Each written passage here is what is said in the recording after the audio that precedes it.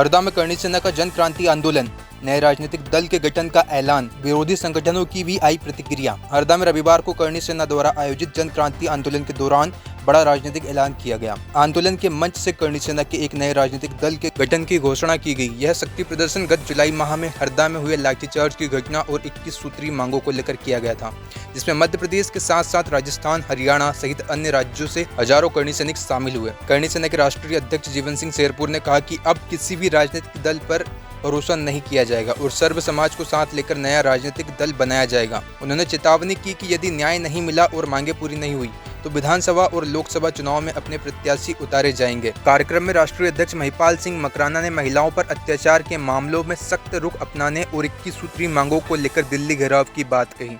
वहीं इस आंदोलन को लेकर भीम आर्मी के संभागीय अध्यक्ष महेंद्र कासिम ने कड़ी प्रतिक्रिया दी।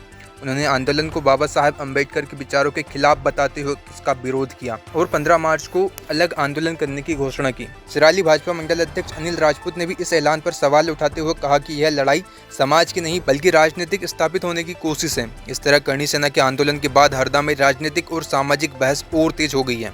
जी, मैं 8 दिन से आमरण अनशन पे था, पर जब मेरे सब साथियों ने कहा, सारे युवाओं से बात हुई, बुजुर्गों से बात हुई, तो उन्होंने कहा कि नहीं, आमरण अनशन नहीं करना है, हमें दल बनाना है और दल बना के हमारी बातों को पूरा कराना है। क्योंकि हम 21 सूत्री मांगों के लिए लड़ रहे थे, पर एक सूत्री मांग पे बात हुई, 20 सूत्री मांगों पे कोई बात करने को तैयार नहीं, कोई राजनीतिक व्यक्ति आने को तैयार नहीं है, ना हमारी बात सुनने को तैयार है, ना हमारी बात रखने को तैयार है।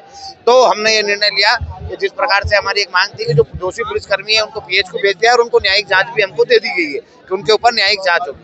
पर हमें जो हमारे ये बच्ची थी, इसको न्याय की आवश्यकता थी, जिस प्रकार से इनके ऊपर लाठी डंडे बरसे, हॉस्टल के अंदर घुसे, तो वो हमें न्याय मिल चुका है। पर जो हमारी 20 सूत्री मांगे हैं उनके लिए कहीं ना कहीं हमें लगता है कि जिस प्रकार से 8 जनवरी में भी सरकार ने धोखा करा था और इस बार कोई बात करने को तैयार नहीं है, तो हमने एक दल बना के अपने लोगों को विधानसभा में भेजेंगे और उन मांगों को पूरा करवाएंगे। 20 दलों की मांगे नहीं मानी गई, क्या राजनीतिक दल बना के वहां पर पहुंचेंगे? जी, राजनीतिक दल भी बनाएंगे और जो भी चुनाव होंगे उनमें हमारे दल के लोगों को उतारेंगे। वैसे अभी हमने रजिस्ट्रेशन नहीं करवाया है, रजिस्ट्रेशन के लिए अप्लाई करेंगे। रजिस्ट्रेशन होने के बाद अपने नाम और अपने दल का नाम करके एक सभा करेंगे और उसमें सबको बताएंगे। आज से 4-5 महीने पहले लाठीचार्ज हुई, बर्बर तरीके से हमारी बच्चियों के ऊपर लाठी का प्रहार किया गया। आज उसी की एक परिणति है, उसी का एक परिणाम है। लाखों की संख्या में पूरे देश का, मध्य प्रदेश का युवा उसका प्रतिरोध लेने, उसका प्रतिशोध के उस आग के लिए एक स्वाभिमान की एक अंदर की जो ज्वाला है उसको देखते हुए आज यहाँ इकट्ठा हुआ कि हमारी महिलाओं के साथ गलत करोगे तो हम लोग उसका रिवर्ट देंगे, उसका प्रत्युत्तर देंगे। आज हम लोग यहाँ खड़े हैं और हमारी 21 सूत्रीय मांगे भी थी। उसके अलावा सबसे पहली मांग तो थी जो अधिकारी इसमें लिप्त थे उनको हटाया जाए, उनको अभी लाइन हाजिर किया गया है जो बहुत पहले करना चाहिए था। और दूसरा, उनपे मजिस्ट्रियल जांच बिठाई गई है, उसका उन्होंने समय नहीं बताया। हम खुद बोल रहे हैं कि पूरा समय लीजिए, पर अगर वो एक्यूज है तो उन्हें दंडित करना सरकार का काम है, उन्हें हटाना सरकार का काम है, ये आप करिए। और दूसरी जितनी भी और है, ईडब्ल्यूएस पे सरलीकरण की मांग है, उसकी आयु सीमा की मांग है, 10, 12, 15 और हमारी डिमांड्स है। वो बोल रहे केंद्र का मामला है, तो हम लोग दिल्ली घेरने की तैयारी कर रहे हैं।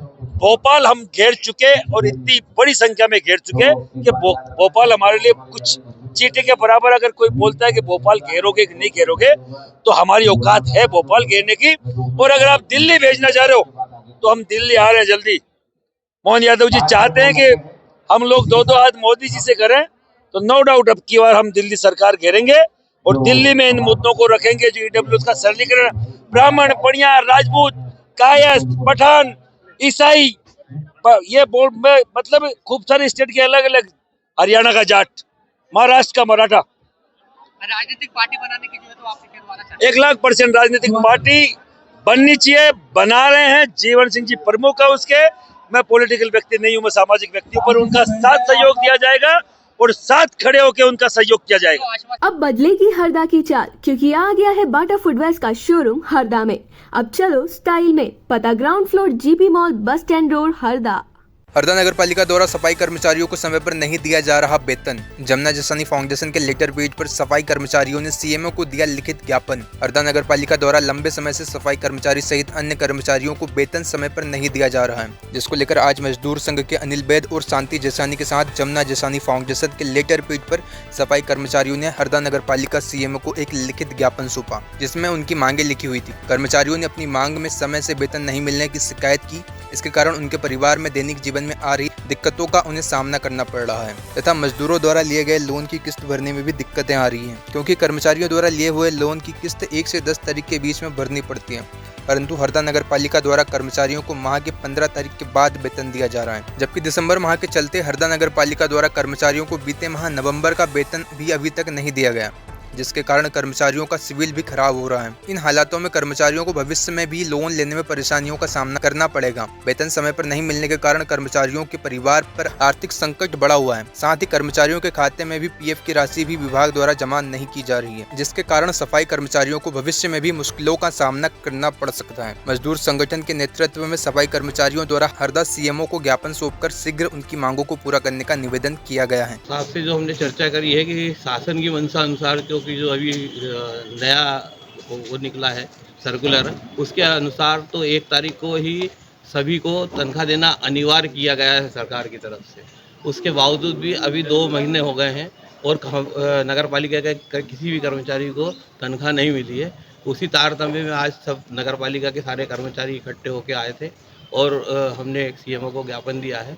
उसमें हमने मांग की है कि यदि हमारी तनख्वाह 1 तारीख से 10 तारीख के 12 तारीख तक भी यदि वो दे देते हैं तो ठीक है, और यदि वो नहीं देते हैं तो अगली बार से 12 तारीख से स्ट्राइक कर दी जाएगी। यह जमुना जसानी फाउंडेशन के माध्यम से स्वास्थ्य जितने भी कर्मचारी है, जो सफाई कर्मचारी है, जो कर्मचारी काम कर रहे हैं, हमारा सीधा सा ये कहना है सीएमओ महोदय को कि आपने 200 रुपये का नल बिल कर दिया, आपने नगर पालिका के दुकान टोटल 500 करोड़ बेचने की तैयारी कर दी है। जब आपका रेवेन्यू कलेक्ट होता है तो आप ये बहाना कैसे मार सकते हो कि भैया हमारे पास तनख्वाह देने का पैसा नहीं है, और उल्टे हमको यहाँ पर सीएमओ साहब ये बोलते हैं कि जो कर्मचारी है वो कलेक्शन करे, उनकी तनख्वाह खुद निकालें। हमारे यहाँ कहना है कि हम नौकरी यहाँ पे जो कर्मचारी कर रहे हैं वो नगर पालिका कर रहे हैं, तो नगर पालिका का दायित्व बनता है कि कम से कम 1 महीने पहले वहाँ पर लोग तनख्वाह जमा करें।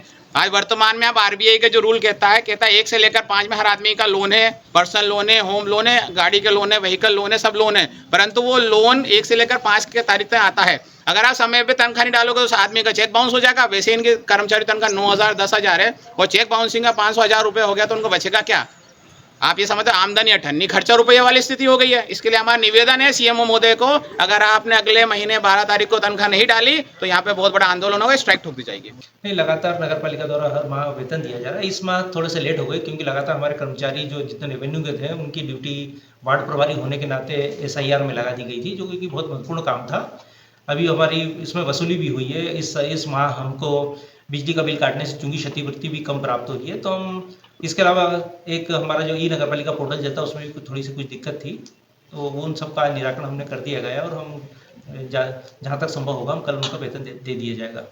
इस संबंध में जो नगर पालिका द्वारा जो वेतन बांटा जाता है वो चूंकि क्षतिपूर्ति के माध्यम से दिया था, क्योंकि एक बड़ा भाग जो है करीब 1 करोड़ 40 लाख रुपए यहाँ वेतन इसके अलावा NPS और ये जमा करना होता, तो और वहाँ से जो चुंगी आती है वो लगभग 70 लाख रुपए के आसपास आती है, तो लगभग जो बीच का लगभग 70 लाख का गैप है वो यहाँ की वसूली के माध्यम से करना पड़ता है। तो यहाँ के हमने कर्मचारी को उनसे भी कहा कि जो साथी कर्मचारी जो उनको लेकर आए थे उनको भी कहा कि आप इनको भी निर्देशित करें कि करोड़ों रुपए की वसूली बाकी है वो करोड़ों रुपए की वसूली करें, जैसे ही पैसा आएगा हम तुरंत उनको दे दिया जाएगा। तो वो यदि वसूली अच्छी मात्रा में करते हैं तो 10 नहीं हम 9 तारीख या 8 तारीख को वेतन दे दिया जाएगा। अब बदलेगी हरदा की चाल, क्योंकि आ गया है बाटा फुटवेयर का शोरूम हरदा में। अब चलो स्टाइल में, पता ground floor GP mall, bus stand road, Harda. विवादित बयान को लेकर ओबीसी महासभा ने SP को सौंपा ज्ञापन, कड़ी कार्रवाई की मांग। ओबीसी महासभा हरदा द्वारा करणी सेना के जन क्रांति न्याय आंदोलन में दिए गए कथित विवादित, भड़काऊ और असंवैधानिक बयान को लेकर पुलिस अधीक्षक हरदा को ज्ञापन सौंपा गया है। महासभा ने मामले की निष्पक्ष जांच कर दोषियों पर सख्त कानूनी कार्रवाई की मांग की है। ज्ञापन में बताया गया कि 21 दिसंबर 2025 को हरदा के नेहरू स्टेडियम में आयोजित एक आंदोलन कार्यक्रम के दौरान करणी सेना से जुड़े एक पदाधिकारी द्वारा सार्वजनिक मंच से महिलाओं, युवाओं और आम नागरिकों के प्रति आपत्तिजनक, उकसाने वाले और समाज में वैमनस्य फैलाने वाले शब्दों का प्रयोग किया गया। इस भाषण का वीडियो सोशल मीडिया पर तेजी से वायरल हो रहा है। ओबीसी महासभा का आरोप है कि उक्त बयान न केवल सामाजिक शांति और सद्भाव को नुकसान पहुंचाने वाला है, बल्कि भारतीय संविधान में प्रदत्त समानता, अभिव्यक्ति की मर्यादा और कानून व्यवस्था के मूल सिद्धांतों के भी विरुद्ध है। संगठन ने कहा कि ऐसे बयानों से समाज में भय, तनाव और अशांति का माहौल बनता है। महासभा ने मांग की है कि वायरल वीडियो और भाषण की तत्काल जांच कराई जाए तथा दोषी पाए जाने पर संबंधित व्यक्ति के विरुद्ध भारतीय न्याय प्रणाली के तहत सख्त कार्रवाई की जाए। साथ ही भविष्य में किसी भी सामाजिक मंच से इस तरह के भड़काऊ और समाज को तोड़ने वाले बयान न दिए जाएं, इसके लिए प्रभावी कदम उठाने की अपील की गई है। ओबीसी महासभा ने स्पष्ट किया है कि यह ज्ञापन किसी व्यक्ति विशेष के खिलाफ नहीं है, बल्कि समाज में शांति, कानून व्यवस्था और सभी वर्गों की सुरक्षा सुनिश्चित करने के उद्देश्य से दिया गया है। अब बदलेगी हरदा की चाल, क्योंकि आ गया है बाटा फुटवेयर्स का शोरूम हरदा में। अब चलो स्टाइल में, पता ground floor GP mall, bus stand road, Harda.